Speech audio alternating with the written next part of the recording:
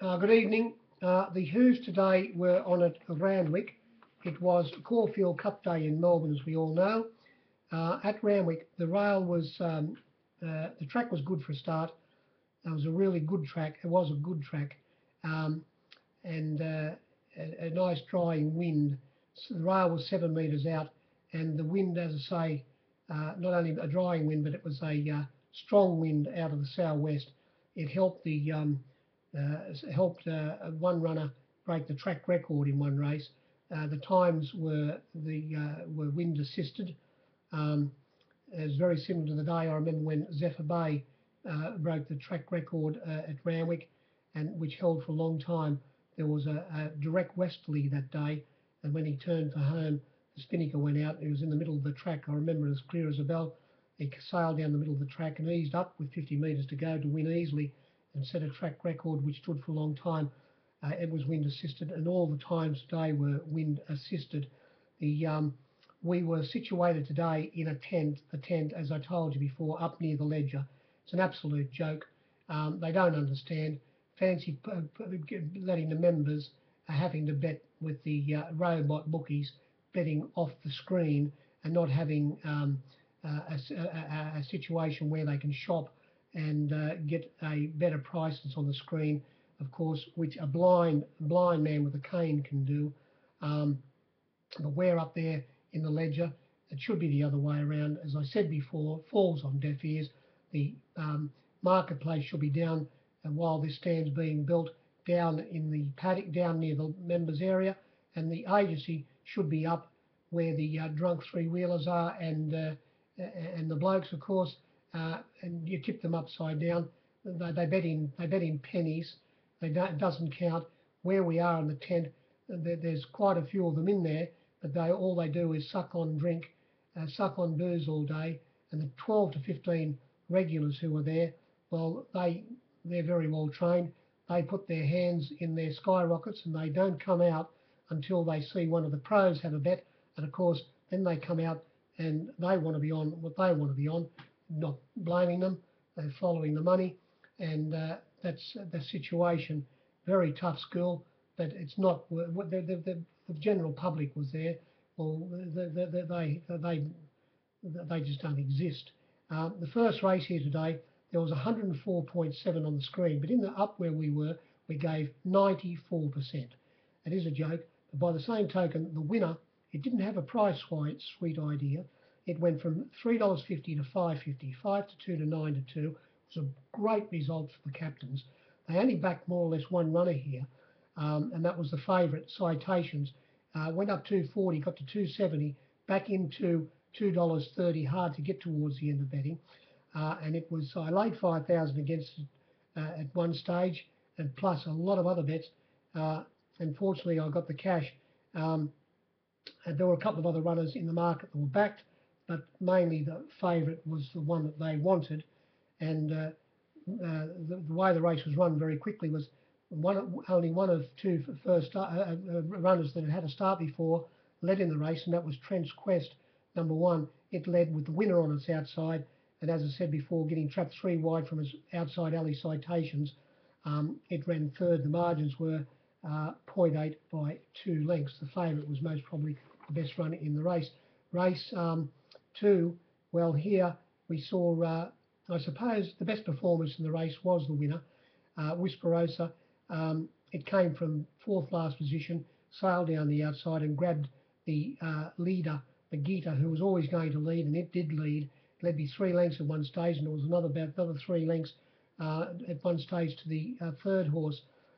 Chasing the leader was the top weight Elusive Lad, finish up running third, and the leader, Magita, it ran second. The margins were 0.8 by 0.2. Now, betting wise, there were 109.3 on the screen, but in the marketplace, well, there was 102%, but there were runners that more or less they didn't have a price. For example, number one, Elusive Lad, it went from $11 to 21, 10s to 20s, friendless in the marketplace. The runners that were back, Magita, $4 out of 460 back into 420. They took $12 and $11 the winner, as I said. They took $7 Quick Peak, started 650. Urgent Bells didn't have a price. It went from $5 out to $6.50, and down near the bottom three are the only other runners that you could lay. Liechtenstein, they took $8.50 and $8 at one stage, started 8. They took $5.50 Secluded, and they took $26 the bottom one. The winner was the best run in the race. The next race, there was only 101.2 on the screen in the marketplace, a skinny 96, but the favourite got the cash. And he got there in the last hop, but he got there, that's all that counts.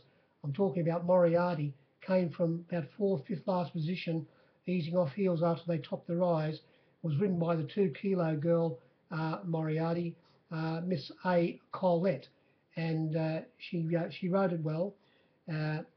Coming from behind her, in between runners, was Worldwide, who was well backed actually. It went up $31, got to $26, got to 41, back into 26, and it only failed by 0.2 of a length. And the horse that led in the race was the third pick of whatever it was, yes, third pick, Merlin Mustang. It went from $5.50 out to $7.50, back into $7, started $7. It led and was only beaten a little way, and running 4th in the race, only a half a length away, so there's only a half a length between the first 4 when they hit the line, was Darcy Be Good, who had barrier 1, got on the a little bit tight and trying to get out of the pocket behind the leader, but more or less had its chance. But the Avery, it stuck its nose out where it counts, right on the line. Now we bet $3.50 about them. We opened up $3.20 Moriarty, got out to $3.50. Was poleaxed into $2.90. $2.90 never ever went off. They've only returned at $2.70. I was $3 when they jumped. I did lay it on the way in, but I couldn't lay it at $3 at the finish, and they've only returned at $2.70. Doesn't seem right. The runner that was extremely hard to lay in the race was the opening second favourite. I'm talking about Offenders. It only went from $4.60 to $8.50. Offenders. It didn't have a price. Now race 4. There was 105.6 on the screen, but in the marketplace there was only 96. And this race was won by the very, very well backed Snitsky. $7 was given Snitsky. I think it was given on the fence. I know it was most certainly given in the outside ring. Anyway, it drew the outside alley. 14 runners had barrier 14. It was always going to come across, if not lead, sit outside the lead and finish up sitting third. Going straight to I Own the Lead was 10 Milady, trained by Gay and ridden by Tommy Terrific Berry, having his first start in this country for a long time. And it did show speed, 10 Milady, went straight to the lead. I bet 50 to 1 about this run. It only started 26, fluxed with 31 into 26 to 31, back into about 21. I bet $51, and it led, as I say, after missing the kick bay window. It went up and sat outside the lead, outside it, and getting a cosy run in third position was the winner Snitsky, and it was cruising, turning for home, got past and set up a big enough break, maybe 2 lengths, and held on to win by 1.3. Coming from midfield, which would have been a great result for the captains, was Circle of Power. It went from 26 to 51, and sailing down the outside from back in the field was Mr. Edison, who, well, it was liable, 41 out to 81, back into 61, but it would have been a result for the captains. Now this favourite, Deceiver, it went disgracefully. It settled well back in the field. It was behind it. Which runner? Who was behind it that was in the market? It was Hard Liquor, of course. Hard Liquor, it was behind it, came off its back after topping the rise and went straight past it.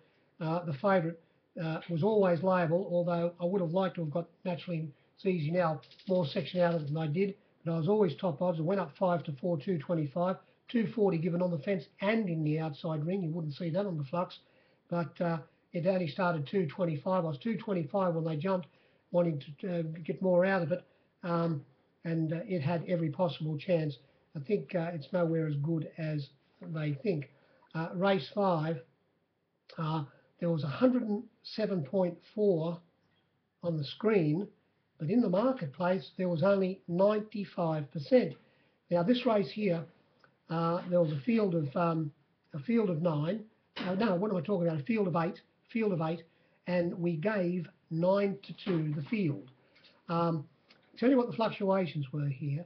Destruction went from $13 to $18 back into 17. Better Than Ready, the winner, went from $5 out to $6, back into $5 very late. Ichikara, it went from $5 or $4.60 out to $6, back into $5.50. Jolly Bay went from $4.20 out to $6. Shelford didn't have a price, went from $4 to $5.50 at the death, unlayable. Toydini from $10 to $14. King Cobra, $11 to $12, back into $11, $12 when they jumped. Brave Soul, $10 or $11, $10 out to $12, back into $11. And it doesn't sound too good to me, only about 95. And the winner was the best run in this race. Going straight to the lead was Destruction with the blink sign after trialling with them. It set up a good speed up front. Chasing it was Ichikara. It put the flag up pretty quickly. It shelved itself once again. Sliding through on the inside and in about fifth position, looking the winner in a good position was Jolly Bay from barrier 1. But on its back, tailing it all the way, getting around its heels down towards the line, was the winner, Better Than Ready. And it finished up beating Jolly Baby a neck, and sailing down the outside from second last was Brave Soul, beaten 1.3. The winner was the best run, but there was plenty of pace on in the race. Race 6, there was 103.6 on the screen, and we've got 102 in this race. Western Symbol, tell you the flux, the main ones in the betting. Western Symbol went from $4.40 out to $5.50. I couldn't load it there to $5.50. I made sure I made Crafty Earner my blanc worst way, only because of the apprentice riding it. And he couldn't claim, but he got it home. The wind helped him. The form out of this race might be any good.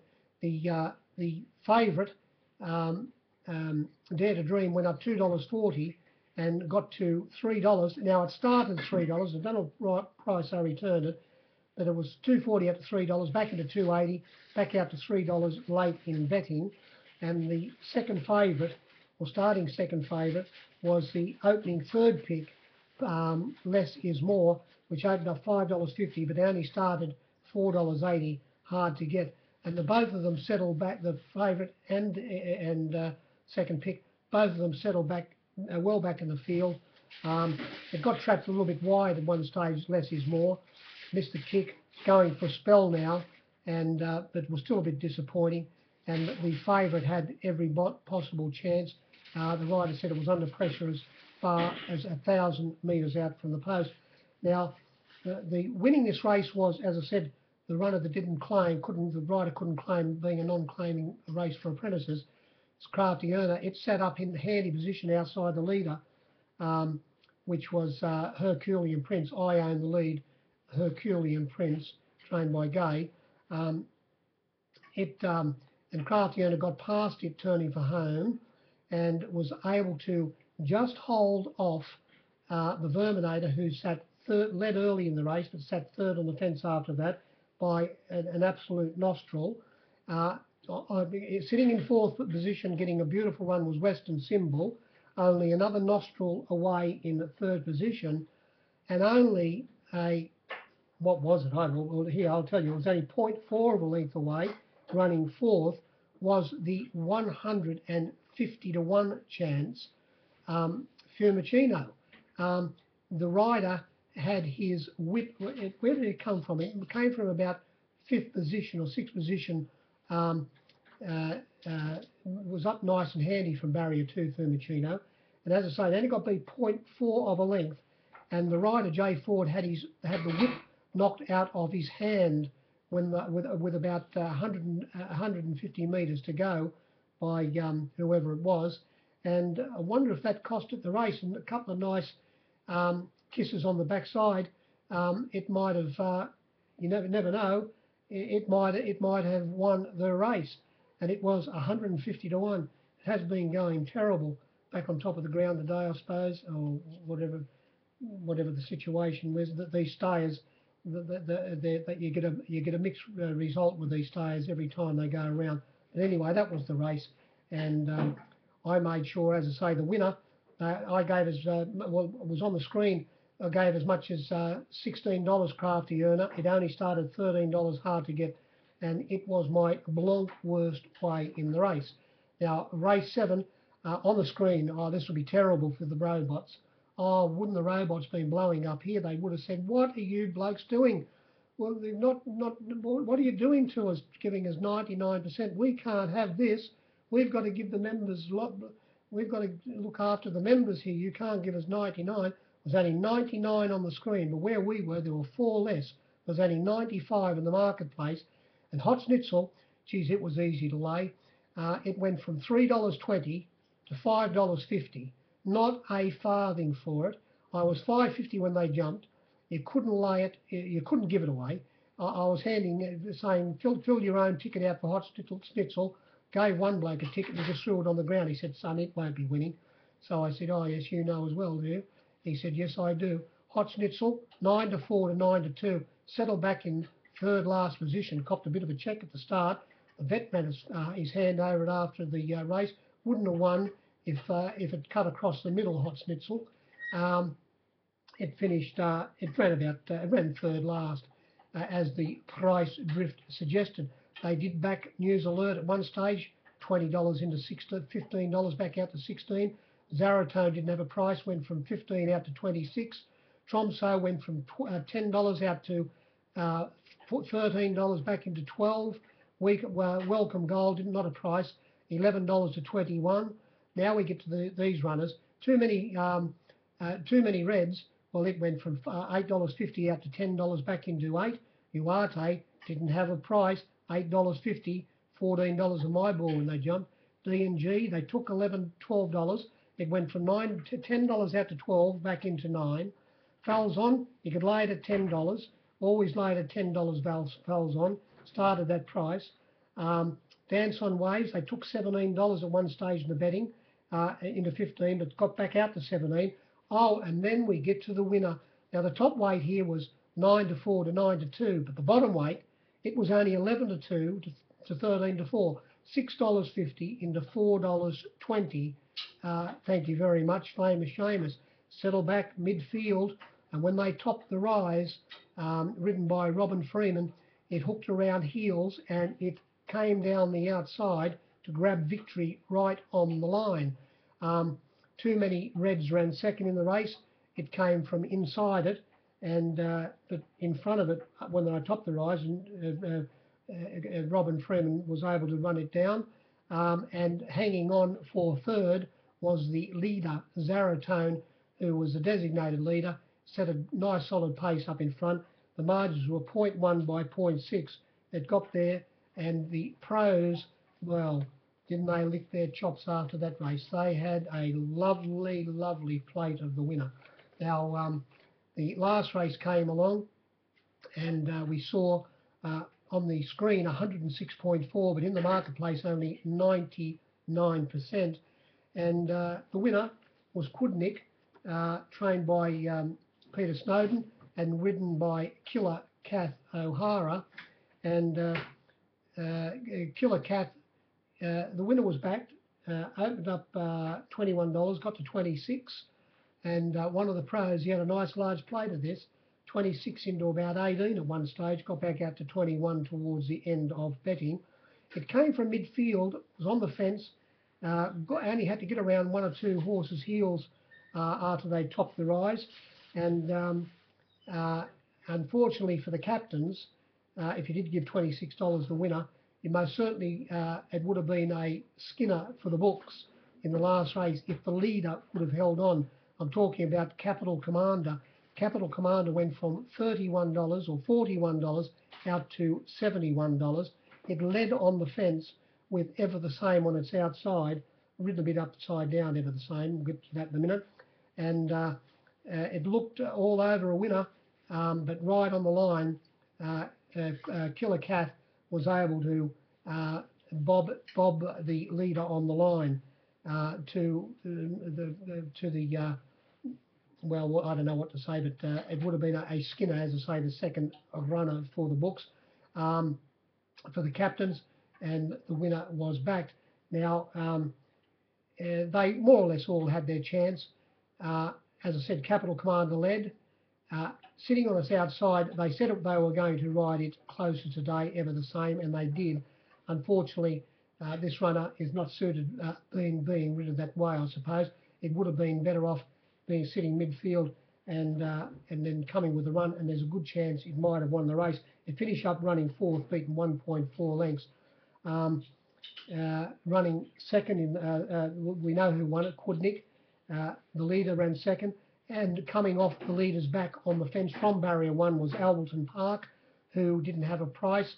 It would have also been a great result for the captains. It went from $11, I was $15 when they jumped, couldn't write its name. I did lay the winner, but, and now they're first, second and third. What am I saying here? The favourite, Emotional Circus, it went up $3.20, $3.30, and it got to $4.60, only started $4.20. It pulled up lame. Where did it sit in the run? It sat midfield, or a little bit close to the midfield.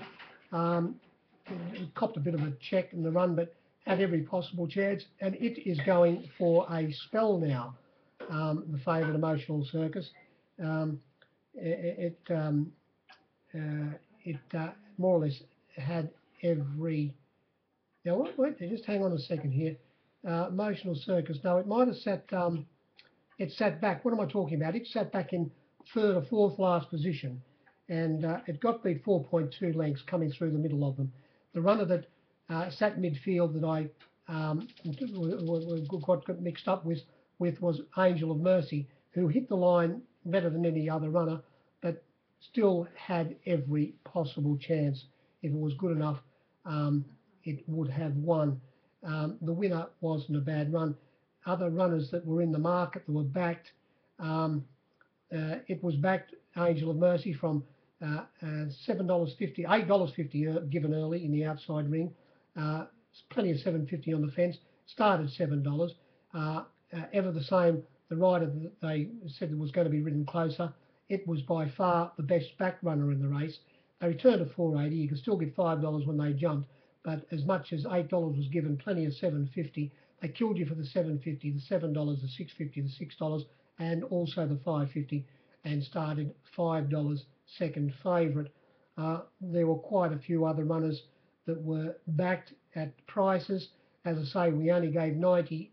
There was 106.4 on the screen, so no wonder there were a few runners back, and that was about the day. I won't ramble on any more. I hope that if you had a bet today, you won.